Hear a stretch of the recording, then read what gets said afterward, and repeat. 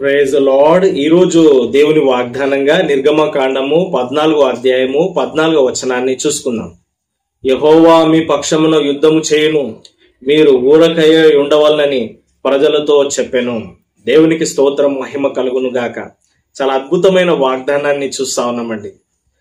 మరి మోషే దైవజనుడు ప్రజలకు చెప్తా ఉన్నాడు, యెహోవా మీ పక్షమున యుద్ధము చేయును. యుద్ధము యెహోవాదే, యెహోవా నిస్సి. దేవునికి స్తోత్రం, మహిమ కలుగును గాక.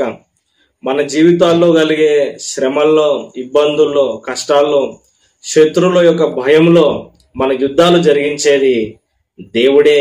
ఆమేన్. మనము పోరాడాల్సిన అవసరం లేదు. ఏం చేయాలి మరి? మీరు ఊరకై ఉండవాలని ప్రజలతో చెప్పాను. మనం సైలెంట్ గా ఉండాలండి, నిమ్మలంగా ఉండాలి. చాలాసార్లు మరి ప్రజలు సైలెంట్ గా ఉండకుండా హడావిడి చేస్తూ ఉంటారు, తొందరపడతా ఉంటారు, అవిశ్వాసంతో ఏదేదో మాట్లాడుతూ ఉంటారు.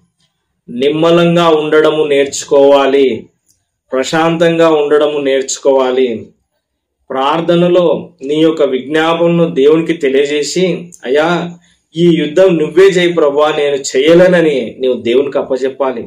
ఒకవేళ ఎంతో పోరాటంతో ఇల్లు కడుతున్నవేమో, ఎంతో పోరాటంతో పిల్లల్ని పెంచుతున్నవేమో, ఎంతో పోరాటంతో మరి నువ్వు వివాహం చేయాలని ఆలోచన చేస్తున్నావేమో, నీ యుద్ధము దేవుడే జరిగిస్తాడు. శత్రువులు అడ్డుపడుతున్నారండి, కార్యాలు జరగనివ్వట్లేదు. యుద్ధము యెహోవాదే. నీవు దేవునికి అప్పచెప్పు, ప్రభు సన్నిధిలో ప్రార్థన చేయి. నీవు ఊరకనే ఉండి ప్రార్థన విజ్ఞాపనల చేత దేవునికి అప్పచెప్తే దైవ కార్యము జరుగుతుంది. దేవునికి స్తోత్రం, మహిమ కలుగును గాక. ఇక్కడ సందర్భాన్ని మనము ఒకసారి ఆలోచన చేసినట్లయితే, మరి ఇజ్రాయేలు ప్రజలు ఐగుప్తు దేశం నుంచి విడిపింపబడ్డారు. 10 అద్భుతాలు దేవుడు చేసి మరి అక్కడి నుంచి విడిపించినాడు. మోషే దైవజనుడు ప్రజల్ని తీసుకొని వస్తా ఉన్నాడు. మరి వారు ఎర్ర సముద్రం దగ్గరికి వచ్చినప్పుడు ఆగిపోయినారు. మరి ఫరో, ఆ రాజు, ఐగుప్తు దేశపు రాజు, మరి హృదయమును కఠినపరుచుకొని, అయ్యో మేమేల వీరిని పోనిచిత్తిమని అనుకొని తన సైన్యాన్ని తీసుకొని మరి ప్రజల్ని తిరిగి బానిసలుగా చేసుకోవడానికి వస్తా ఉన్నాడు. అలాంటి సందర్భంలో ప్రజలు ఏడుస్తా ఉన్నారు, గోల చేస్తా ఉన్నారు. అయ్యా మోషే గారు, ఇంత దూరం తీసుకొచ్చినారు మమ్మల్ని చంపడానిక, ఐగుప్తులో సమాధులు లేవని ఇక్కడ మమ్మల్ని చంపుతారా అని చాలా నెగిటివ్ గా మాట్లాడుతా ఉన్నారు. అలాంటి సందర్భంలో మోషే ప్రార్థన చేస్తా ఉన్నాడు. హల్లెలూయా. ప్రజలేమో సనుగుతా ఉన్నారు, అవిశ్వాసంతో మాట్లాడుతున్నారు, గొడవ చేస్తా ఉన్నారు.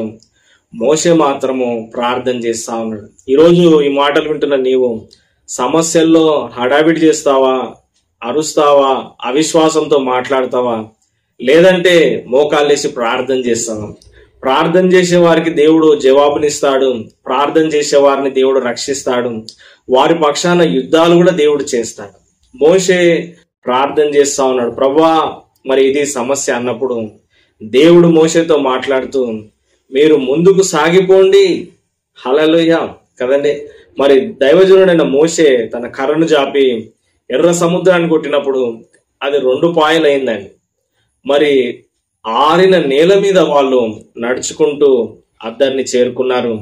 వెనకాల నుంచి వస్తున్న ఫరో సైన్యము మరి ఆ నీటిలో మునిగి చనిపోయినారు. దేవునికి స్తోత్రం, మహిమ కలుగును గాక. మరి ప్రజలేమో సముద్రాన్ని దాటి అవతలకు వచ్చినారు. ఫరో సైన్యము మేము కూడా సముద్రాన్ని దాటుతామని మధ్యల దాకా వచ్చినారు. కానీ మరి దైవజనుడైన మోషేకు దేవుడు చెప్పినాడు, సముద్రాన్ని ఇంకొకసారి కొట్టుమన్నప్పుడు ఆయన ఇంకోసారి సముద్రాన్ని కొట్టినప్పుడు ఆ సముద్రం మూయబడి అందులో ఉన్న జనాలు, ఆ సైనికులు అంతా చనిపోయినారు. హల్లెలూయా. ఇది చరిత్ర సత్యము కదండి. ఆ ఎర్ర సముద్రంలో ఒక రథం కూడా దొరికినట్లు మరి చరిత్ర ఆధారాలు చెప్తా ఉన్నాయి. ఇనుప రథం దొరికింది, ఇది మోషే కాలం నాటిది అని వాళ్ళు చెప్తా ఉన్నారు. దేవునికి స్తోత్రం, మహిమ కలుగును గాక. మరి మన దేవుడు సజీవుడు, నీ పక్షాన యుద్ధములు చేసి నీకు విజయం అనుగ్రహించగలడు. ఆమేన్. చిన్న ప్రార్థన. పరిశుద్ధుడైన దేవా, ప్రేమగల తండ్రి, ఎవరైతే బాధల్లో, కష్టాల్లో, అనారోగ్యంలో, ఇబ్బందుల్లో, అప్పుల్లో, మరి కుటుంబ సమస్యల్లో ఉన్నారో నీ బిడ్డలను దర్శించండి, వారి పక్షాన యుద్ధాలు జరిగించండి, వారిని విడిపించండి, సమాధానం ఇవ్వండి, దీవించండి, ఆశీర్వదించండి. వారికి ఉన్న కష్టాలన్నీ తొలగించండి, వారికి ఉన్న బాధలన్నిట్లో నుంచి విడిపించండి. అయా వారి పక్షాన మీరే యుద్ధాలు జరిగించి శత్రువులను మీరు అణిచివేసి నీ బిడ్డలకు శాంతి, సమాధానం, నెమ్మది అనుగ్రహించమని మా ప్రభును రక్షకుడైన యేసుక్రీస్తు నామములో ప్రార్థిస్తున్నాను తండ్రి. ఆమేన్. God bless you. నేను pastor Elisha Abraham. Praise the Lord. ఈ వీడియోని లైక్ చేయండి, షేర్ చేయండి, సబ్స్క్రైబ్ చేసుకోండి. ఒక చక్కటి కామెంట్ కూడా కింద పెట్టండి. మీ ప్రార్థన అవసరతలు మాకు కామెంట్ రూపంలో తెలియజేయండి. మీరు మాకు ఫోన్ చేసి కూడా మీ ప్రార్థన అవసరతలు తెలియజేయచ్చు. మా ఫోన్ నంబర్ 8801823777. దేవుడు మిమ్మల్ని ప్రేరేపించిన యెడల ఇదే నంబర్కు ఫోన్ పే, గూగుల్ పే ద్వారా మీ కానుకలు కూడా పంపించవచ్చు. ప్రతిరోజు ఉదయం 6 గంటలకు, తిరిగి రాత్రి 9 గంటలకు ప్రార్థన సహవాసం ఉంది. లైవ్ లో వాక్యాన్ని బోధిస్తా ఉన్నాను. వాట్సాప్ కాల్, ఫోన్ కాన్ఫరెన్స్ లో వివరాలకై మీరు నాకు ఫోన్ చేయండి. కింద కనిపిస్తున్న ఈ నంబర్ కు మీరు ఫోన్ చేసినట్లయితే మరిన్ని వివరాలు మీరు తెలుసుకోవచ్చు. మా పరిచర్య కోసం మీరు ప్రార్థన చేయండి. మేము కూడా మీకోసం ప్రార్థన చేస్తున్నాము. ఈ యొక్క యూట్యూబ్ ఛానల్ ద్వారా ప్రతిరోజు వచ్చే ఈ యొక్క వాక్యం ద్వారా మీరు దీవింపబడుతున్నారని నేను నమ్ముచున్నాను. మరి నా కోసం మీరు ప్రార్థన చేయండి.